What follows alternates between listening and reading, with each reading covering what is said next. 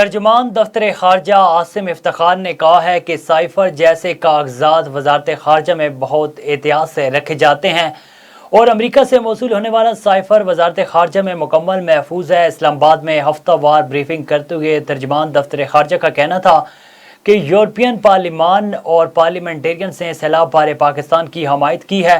یورپی یونین کے high commissioner برائے افات نے 4 اکتوبر کو وزیر اعظم سے ملاقات کی۔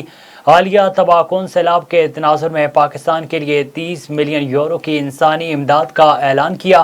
انہوں نے مزید کہا کہ بھارتی وزیر امت شاہ کا مقبوضہ کشمیر کا دورہ دنیا کو گمراہ کرنے کے لیے ہے کہ حالات معمول پر ہیں۔ بھارت میں مسلمانوں کے ساتھ ناروا سلوک جاری ہے۔ نویتری کے ہندو میلے کو متاثر کرنے کے مبینہ الزام میں مسلمانوں کا گھیراؤ اور مار پیٹ کے واقعات پیش آئے۔